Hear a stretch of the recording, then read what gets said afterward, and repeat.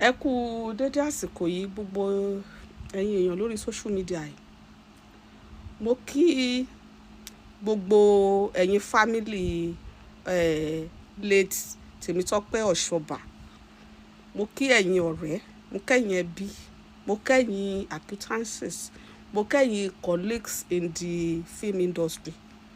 Ẹ kú ara fẹ́ra kù, ọdún àjèsìra. Ẹni tó bá máa kú á dàgbà, ẹlẹ́yìn òdẹ̀ ní ṣáájú mọ́. Mi ò mọ̀. lẹ́yìn tèmi arábìnrin yìí ó ti jáde lórí ikú TEMITOPE OSOBA. Ó ní wípé ó ní ìpè tí a péjú ṣe òkú, ó ní tí a bá péjú tọ́jú aláàárẹ̀ bẹ́ẹ̀ ó ṣeé ṣe kí ó má kú o. Arábìnrin ní àti àwọn colleague àti àwọn ọ̀rẹ́ pẹ̀lú àwọn tí wọ́n jẹ́ family TEMITOPE OSOBA ó ní wọn ò tọ́jú rẹ̀ tó. Ẹ̀yin tèmi ẹ jẹ́ ká gbọ́ látẹnu arábìnrin yìí. Extent tí ẹ̀yin family sister TEMITOPE OSOBA tẹ̀tí try o. Mi ò mọ bẹ́ẹ̀ ṣe dúró tì tó nígbà tí ó sick. Mi ò dẹ̀ mọ bẹ́ẹ̀ ṣe ti ṣe wàhálà tó. Definitely you all will have contributed in one way or the other. Ní time tí ó sick tó wà hospital and the likes.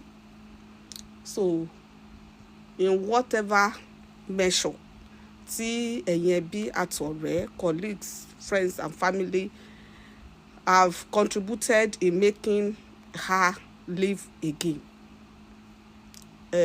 Ọlọ́run á san gbogbo wa ní ẹ̀san tó dáa. But nǹkan kan ni mo fẹ́ pe àkíyèsí wa sí, because irú ikú tí late Tope OSOBA kú yìí, irú ikú bẹ́ẹ̀ á ti wáyé rí dáadáa tó jẹ́ pé because kéèsì wọn yìí olùṣọ́ yẹn wọn ò mórí bọ́nú ẹ̀ o. No matter what, no matter how small, wọ́n kó ipa tó lágbára nínú ikú àǹtí yẹn. Lóòótọ́ èmi believe pé Ọlọ́run ló máa ń pààyàn o. Mo dẹ̀ believe pé ẹni tí ò ní dọ̀lẹ́ olè ló máa kú. But another school of thought ti sọ wípé ká ṣùgbà aláàárẹ̀, ká yíká, ká tọ́jú ẹ̀. Tí Ọlọ́run ò bá ń tara ìtọ́jú kó jẹ́ kí èèyàn tún live longer sí ni, kò ní jẹ́ kí ìtọ́jú wà. Tó bá jẹ́ pé Ọlọ́run kò kí accept kó jẹ́ kí ẹ̀mí èèyàn gùn tá a bá ṣùgbẹ̀ tá a tọ́jú ẹ̀ nínú àárẹ̀ ni, kò ní jẹ́ kó wáyé. So I want to believe pé tó bá jẹ́ pé ẹ̀yin ẹbí ará ọ̀rẹ́ ẹ dúró ti sister TEMITOPE OSOBA in her dark days. At least from the moment she blocked all of you tí wọ́n bá lọ sí church tí wọ́n lọ ń gbé yẹn, tó bá jẹ́ wípé ẹ dìde sí wọn nígbà yẹn ni, ẹ bá ti rí one problem or the other níbi tí wọ́n ń gbé yẹn. Possibly you would have taken her away from that church. Ṣé ẹni tọ́rọ̀ bá ti ń di ọ̀rọ̀ religion, tí kéèsì èèyàn tó bá ti ń di religion, tó bá ti di pé ẹ rí pé èèyàn kan lọ kó sábẹ́ àáfàá kan unnecessarily, àbí èèyàn kan lọ kó sábẹ́ wòlíì kan unnecessarily, ó yẹ ká máa mọ̀ pé ẹni yẹn kò lè help ara ẹ̀ mọ́. Ó ti need help. Ṣé owó lórí lọ́wọ́ olùṣọ́ ni? Àbí mọ́tò lolùṣọ́ ní? Kí lolùṣọ́ ní tó worth sister yẹn tó fi lọ fẹ́? Ó yẹ ká máa mọ̀ pé the case is no more ordinary, that person is no more with her right senses. So irú ẹni bẹ́ẹ̀ yẹn ó ti need ìrànlọ́wọ́ wa, ẹ jẹ́ ká máa ràn wọ́n lọ́wọ́. Though I learned she has blocked most of you as sisters and brothers, her families in general. But whichever way, ẹni tá a bá fẹ́ rí, there is always a way tá a fi lè rí.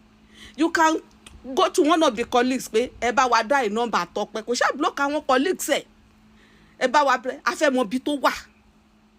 Èmi ti lọ rescue èèyàn ní church bẹ́ẹ̀ yẹn rí. Yes, tó jẹ́ pé you will think I will die that year pé ibi tí mo lọ ṣe sí wọ́n máa pa mí. It's over 20 years now and I'm still living. Mi ò tí kú. mi ò tí ì kú, I'm still living. Torí ìbẹ̀rù ti pọ̀ jù. Church ṣé bó ṣe ń pààyàn náà nìyẹn ni. I did something like that about 20 years ago and I'm still living. Tó ń bá ní pé mo mọ Ṣẹ́gun Àdìsá bí bàbá tó ń ṣe lábẹ́ ọ̀run gbà yẹn ní MITV, wàláì kì í ṣe kéèsì mi ló mú mi mọ̀ wọ́n, kéèsì oní kéèsì. I investigated where he was staging his show. Mo dẹ̀ get pé MITV ni, possibly I messaged him and he replied. Mo dẹ̀ gbé kéèsì yẹn lọ sí ọ̀dọ̀ ẹ̀. Àwọn tí kéèsì yẹn concern wọ́n ní yé madam ẹ jọ̀ọ́ ẹ má jẹ́ kọ́rọ̀ yẹn jáde, ẹ má jẹ́ kọ́rọ̀ yẹn jáde. The day they were coming to my house to come and beg me pé I should tell Ṣẹ́gun Àdìsá. Ṣẹ́gun Àdìsá kàn pé lórí program pé lágbájá pásọ lágbájá ẹ wá yọjú sí wa nílé iṣẹ́ wa. Ó ti mọ̀ pé mi ni mo ṣiṣẹ́ yẹn.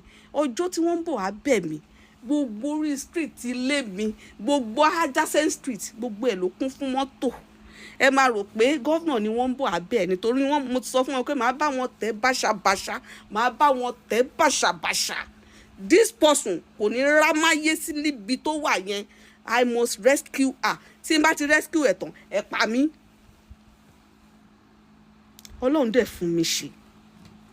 Ẹ jẹ́ ká máa ṣùgbà ara wa. Ẹ jẹ́ ká máa ṣùgbà ara wa. Tó bá tá bá ti sense pé wọ́n ti brainwash èèyàn, ẹ jẹ́ ká máa dìde.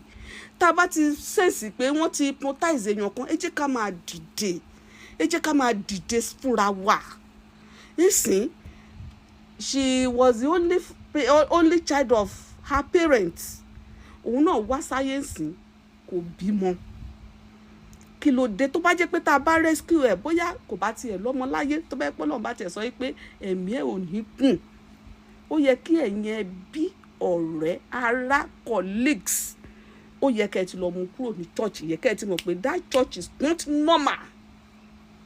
Ó yẹ kẹ́ mọ̀ pé that church is not normal. Bí wọ́n bá lọ fẹ́ pastor àbó lọ fẹ́ àfáà genuinely kò kàn mí o. Bó yẹ kẹ́ ti mọ̀ wípé that lady did that thing not knowing what she was doing. Ó yẹ kẹ́ ti ṣùgbẹ́, ó yẹ kẹ́ ti rescue ẹ̀ kúrò ní church yẹn. You all failed her. I'm sorry to say. Màmá tó jó ló kọ wọn yẹn, èmi ò ní dárúkọ yín bí. Ẹ̀yin gan, you failed her. I am sorry to say, ẹ má bínú mà, you failed Tọ́pẹ́ Ọ̀ṣọ́bà. What stops you from carrying your car? Kẹ́ ẹ lọ. Tẹ́ ẹ bá ti fẹ́ wọ church yẹn, ṣé bẹ́ẹ̀ ti gbé kúrò church? Ibo lẹ wà, ẹ park síbi tẹ́ wà, ẹ wá bí kiosk kọ́kẹ́ relax níbẹ̀. I am coming to pick her up myself. Tàbí kẹ́ ẹ rán driver yín wá, even if you are that busy. Bóyá ní moment yẹn tó bá rí a shoulder to lean on, bóyá kò ní kú. Bóyá kò ní kú. Tó bá rí a shoulder to lean on, tó bá rí èèyàn tó kàwé ẹ̀, tó rí èèyàn tó fún ní hope. Ní that moment she was hopeless. Tó bá rẹ́ni fún ní hope, even if that hope will not come, kó tiẹ̀ ṣì rí èèyàn kó sọ fún pé kó calm down, kó tiẹ̀ ṣì rí èèyàn kó fi ní ọkàn balẹ̀, kó rí èèyàn tó ṣú ẹ̀ ní love, kó rí èèyàn tó ṣú ẹ̀ ní concern, bóyá kò ní kú gbà yẹn. Ẹ jẹ́ ká máa ṣùgbà ara wa o, a ní sunra wa jẹ o. Ẹ jẹ́ ká máa ṣùgbà ara wa o, a ní sun ara wa jẹ o. Everybody around Sister Temitope Osoba failed her, except that slim lady. Kíní kan lábí kíní Kúnlé Afọ́dù pé everybody around her failed her. Ọlọ́run máa fọ̀run kẹ́ ẹ o. Ọlọ́run á ṣekú nísinmi fún ẹ o. Nínú ẹbí yín ẹ ní rátẹ̀ ikú mọ́ o. Nínú àwọn ọ̀rẹ́ yín ẹ ní rátẹ̀ ikú mọ́ o. Ẹni tó bá máa kú á dàgbà o. Ire o.